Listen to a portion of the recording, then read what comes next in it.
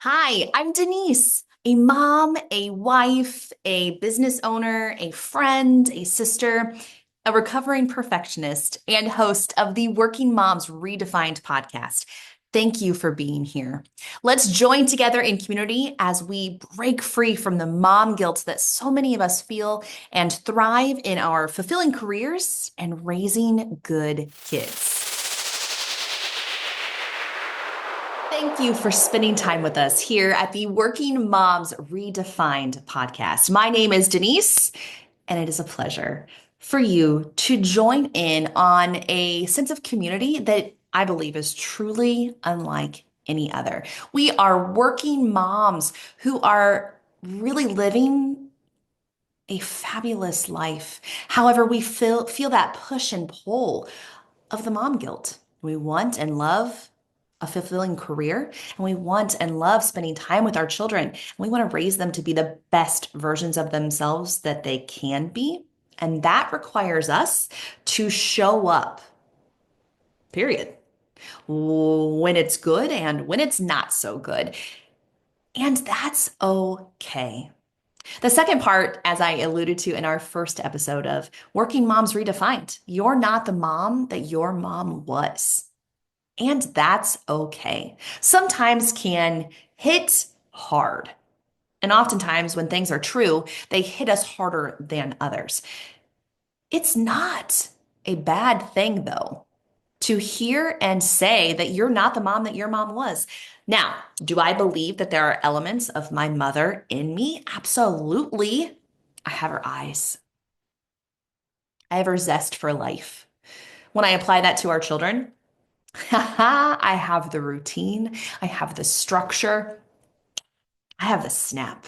Guys, that snap of in the point, if you're on our YouTube channel, you totally just saw, I have that down pat, if you will. I don't use it quite as much as I used to. However, there are elements of the way in which I was parented by my mom that are still ingrained and I utilize each and every day. However, there are elements that I don't. It's not a bad thing. We are different people. It should be different. I should be a different parent than my mom was for me when I was raising children. She's a different parent than she was when I was 8 compared to now when I'm 34, right? It should be different. However, why is it that so many of us cannot let go of the fact that, man, I didn't do it the way she did? And then we assume that more oftentimes than not as it being the wrong way. I didn't do it her way, and so it's not the right way. We are going to work together to realize that you are doing things the exact way that you should be doing them. Again, you're here. You want to learn more, which means you are an active and engaged working mom. Working moms, both inside and outside the home, have such beauty. We're going to really shed light on that and get you to feel a sense of validation for all that you have experienced because you deserve it. You deserve it.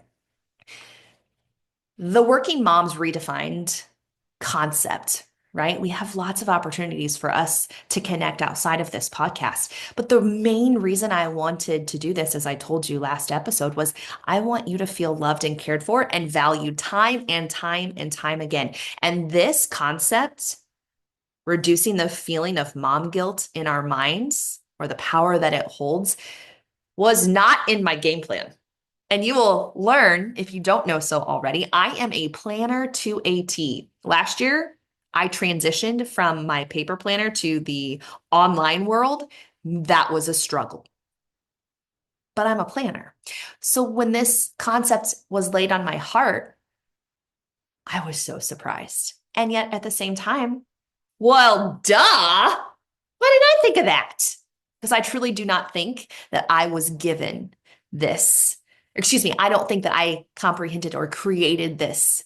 This was something that was given by God to say, hey, go help women feel better about the ways that they are raising children and raising themselves in their career, which is why we are here.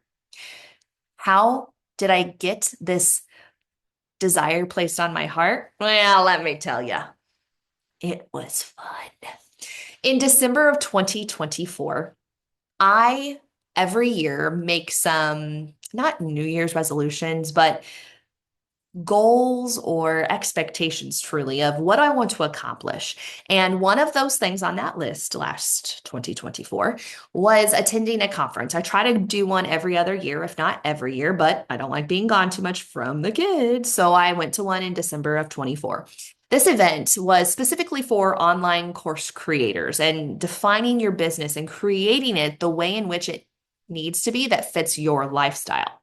As I headed into this, I was feeling elements of burnout, pressure, stress to levels that I didn't necessarily know were not super healthy until I felt what it was like to have those removed. Then I was like, oh, hindsight's 2020, right? That's what I was feeling. So we're at this conference in Phoenix, Arizona, and we are sitting here. I am a Midwest girl, grew up on a farm, have not been exposed to as much as probably others on the East or West Coast have been. And so as I'm walking into this conference room, there is a crystals booth over here. There are people doing meditations, there's sound baths, and instantly I'm like, "Oh boy, what did I do? I thought this was a marketing conference. I thought I was going to learn how to better market my business." Now, did I? Sure. And I learned a lot of other things. So I set the scene to tell you all of this that I was like walking into this conference, but be like, what is this hippie stuff, right? And then I sat down. And of course, the very first activity that the James Wedmore of BBD Live encouraged all of us to do was, hey, you got to go meet three people and know their names and then come back. Well, I'm all about that. I'm a projector. I'm a type A. I love meeting people. I'm gonna go meet some people. And I survey, like, because you're like, who am I gonna say hi to? And more oftentimes than not, right? We often go find people who look like they would be like ourselves because we like to think we're the best versions, right? And I did. I found a woman named Malia. She is amazing. She lives in Washington and she was beautiful. She looked relatable and conversational. And I was so right. She was so, so kind. And I loved getting to meet her. Well, then, lucky for her, she was with somebody. So she brought that person right over. Kelly was her name, is her name. And I was able to meet those two people. And then this healer comes to us. And I say that because that's truly what she is. She's this psychic coaching business. It's amazing. And she walks right up and she goes, "Hi, my name's Jenna. We're friends." And of course, of course, this is going to happen. Yes, I'll be friends with anybody. Let's all sit together. So the four of us all sat together, and the amount of things I learned from these women was a godsend. I met them 5 minutes, and then 5 minutes later, yeah, maybe 25. We were literally all crying next to each other. And that is the power of being open to different concepts. And I encourage you to be open to hearing maybe not necessarily what your head thinks you need to hear, but maybe what your heart needs to. Because the first thing at this BBD Live conference in Phoenix, Arizona was a meditation. I know that this is a true statement. I have never until that moment, I had never in my life even considered the idea of doing a meditation. I'm not saying that I was raised in a place where that was not encouraged, but I was definitely raised in a place where that was not discussed. Like, what is meditation? You sit there with your eyes closed and then you talk about things or you listen for things. Like, what is this? Now, lucky for me, it was a guided meditation. However, these women that I had just met were like, okay, we know what to do. And I'm like, oh my gosh, I'm behind, right? Instantly, I'm not good enough. What am I not good enough in? Because they already know and I don't know. And that struggle and toxic conversation that we have with ourselves with negative self-talk immediately went through my brain. So as we are sitting through this meditation, you close your eyes. And Jenny, led us through this meditation. A meditation, now that I've experienced one, is really an opportunity for you to critically think and give your voice inside your brain power that it wants to like let you hear what it's been trying to say. And that is what happened. So, as she took us through this meditation, our eyes closed, she had us go back into providing ourselves examples. And I'm closing my eyes as I'm thinking back through this because it was so powerful. Providing examples for feelings that we experienced. So she said, okay, and your eyes are closed and it's quiet in this room and you're really able to zone in. And she's telling us to think about the time when we felt happiness and what were you doing? So you see how my voice it got instantly calmer. What were you doing when you were experiencing this moment of happiness and joy and contentment? And she went through these positive feelings. And then she transitioned and Jenny asked us, she said, when was the last time that you experienced sadness?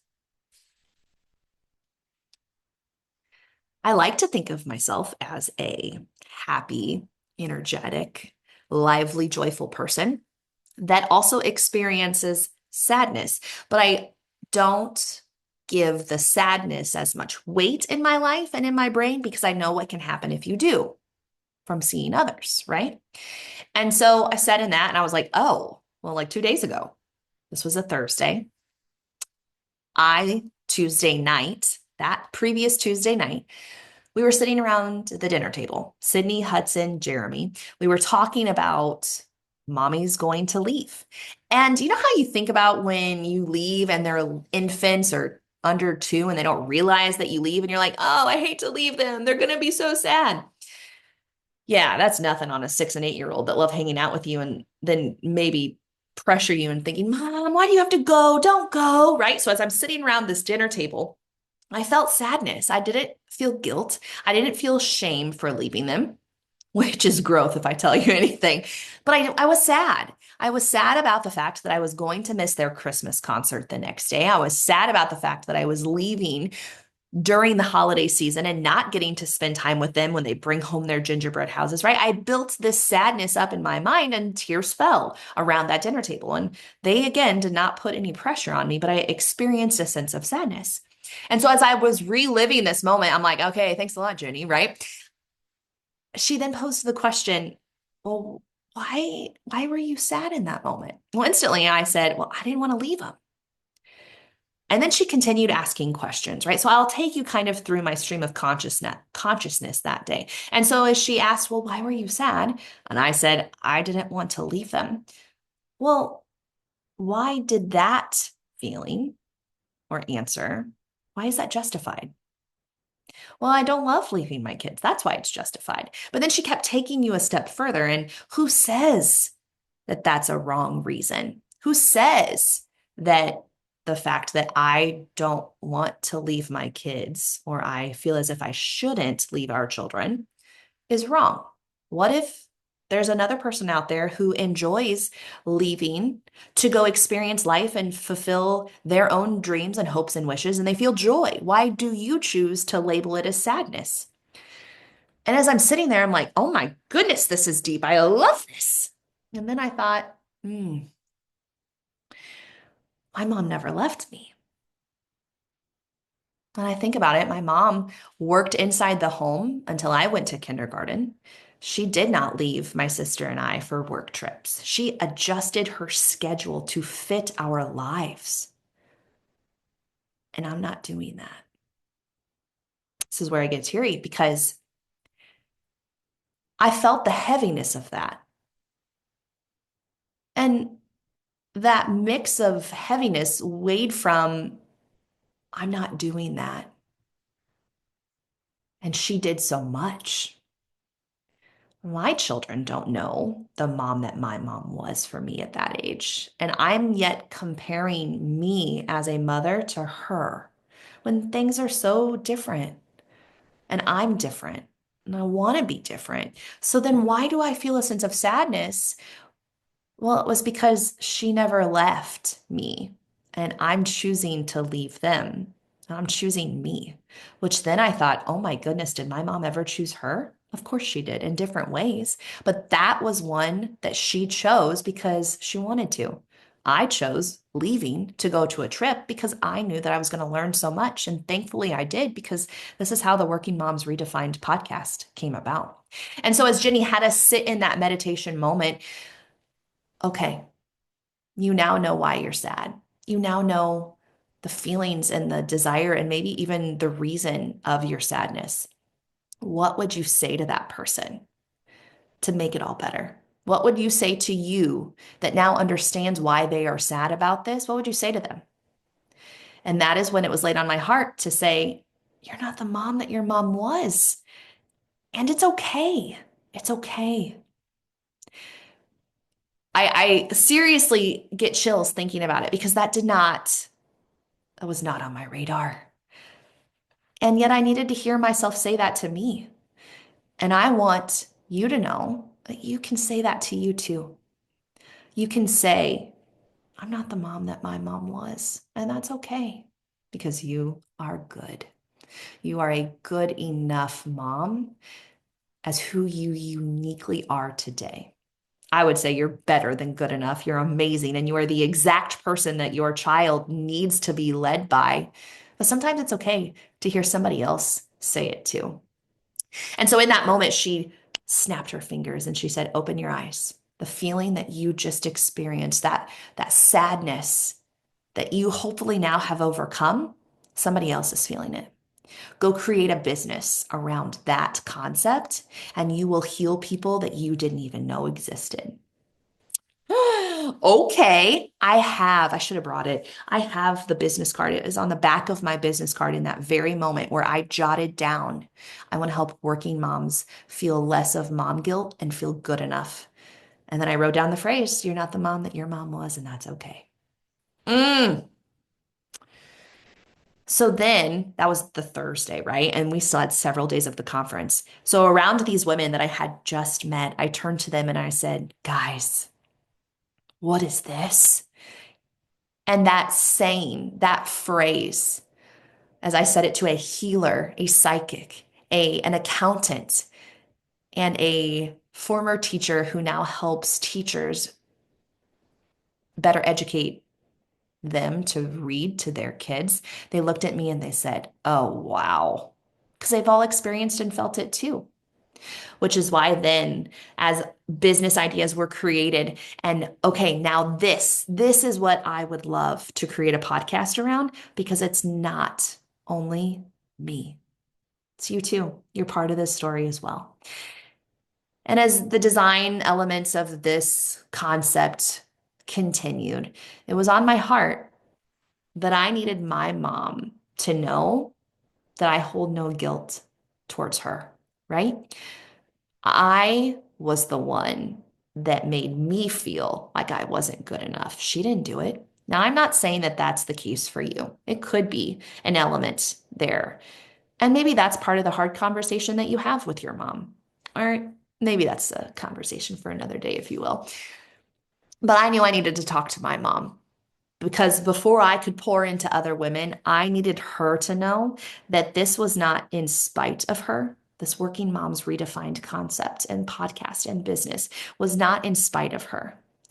It was truly because of her in all of the right ways. As I put together a guest list for who I thought experts and working moms and people we can relate to would fill your hearts and souls and ears, honestly, with kind and good words, I knew instantly the first person I wanted to have speak to all of you was the one who spoke to me first. Man, I didn't know that was going to get me because you deserve to know that you can have hard conversations and you can also let hard conversations go unspoken for now. But I also wanted to give her a lot of credit in knowing that I am who I am in part because of her. And redefining what a working mom looks like is not because she wasn't good enough, it's because I'm different. And with that being said, the next episode is with my mom, Beth Donnelly. And I haven't even spoken with her yet on this podcast, but as I even preview that for you, I tear up. So I would imagine that you are probably going to be like, oh, this girl's going to cry. That's okay. She will too. And it's because there's joy and love that we want you to feel about the mom that you are, that is different than your mom was. Join us on the next episode to learn more and hear from my mom. Thank you for listening to today's Working Moms Redefined podcast episode. We would love to connect with you beyond. Check out the show notes for our socials, workingmomsredefined.com, and any templates that we may have mentioned in today's episode. It is my absolute pleasure to get to live life with you. And if you think someone would benefit from today's message, please share that with them so we can connect and help them in this next season of life.